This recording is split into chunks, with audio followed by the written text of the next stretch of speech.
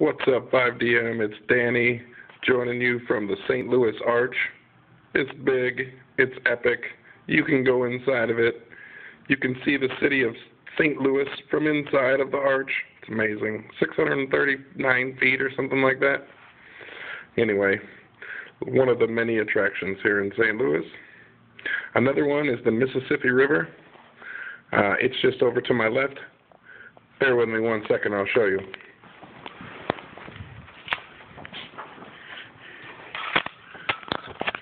I think you can see it there. Big muddy. I think that's what they call it. Mississippi River. Longest river in the world. Maybe the United States. Anyway. Back to the arch. Alright. Hey, I miss you guys. I've been thinking about you a lot. I sure would love to be there with you. Wanted to share some scripture with you that the Lord's kind of given me, I feel like, to share with you today. It's out of James.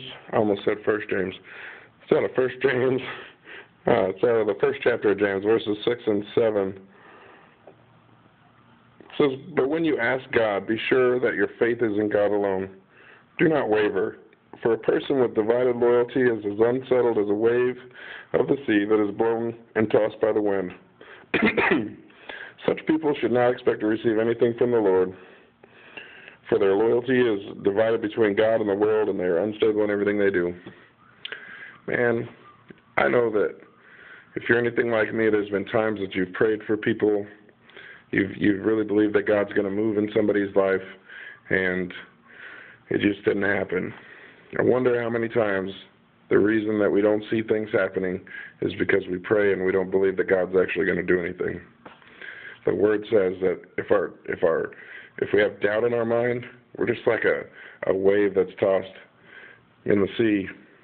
If you've ever been to the ocean, you can't really make any sense of the way the waves are tossed around. They just kind of go here and there and everywhere. And I think that's just how it is with us. Like if we don't believe that God's actually going to move, then those prayers are, we shouldn't expect to receive anything, because those prayers are like those waves that are getting tossed around. So I want to encourage you tonight. You have the light of salvation inside of you. You have the hope of Jesus Christ living inside of you. Jesus Christ lives inside of you. So Jesus said, if I understand Scripture correctly, you can expect when you show up on the scene with Him inside of you, that it will be better than if Jesus was there Himself. Jesus said that you would do greater things than He did. That's what He said about us. We'll do greater things than He did. So when we show up on the scene and we have God inside of us, we're praying without doubting, we can expect that God is going to move in bigger ways than if Jesus was there in the flesh. So let me pray for you. Father, tonight I pray for my friends at 5DM. God, I pray that you would just be with them tonight. I pray that your Holy Spirit would settle in on them tonight, on each one of them. Would you come down on each one of them in a fresh and a new way, Father?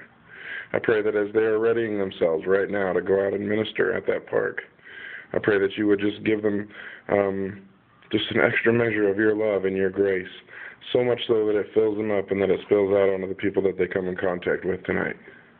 Father, I pray that you would have your way tonight. I pray that bold prayers would be prayed, and that those bold prayers would be answered, because there's people believing and not doubting that you're going to move and that you're going to make some changes, Father. Lord, I pray that as there's this opportunity to help this family, God, this is a family that I've believed, I've hoped for change, to see change in, and it's been challenged sometimes, but it keeps coming back, so I have to believe that you're moving. I have to believe that you're continuing to draw them to yourself. So God, I pray that you would move in that situation too, Father. Above all else, God, take people tonight to places and into situations that they can't get out of unless you show up. I pray that people's faith would be stretched tonight, and that it would be grown. Lord, you just have your way. I want America, the beautiful park, to be thick with the presence of God tonight. I want it to be a place of deliverance and of freedom, a place where people just receive the love of Christ unconditionally. Lord, have your way in my friends tonight. You just move through them. Do great and mighty things through them, I pray, in the name of Jesus. Amen. Hey, you pray for me. Pray for my release from St. Louis. I hope to be back with you soon. In the meantime, know that I'm praying for you. I'm thinking about you. Later.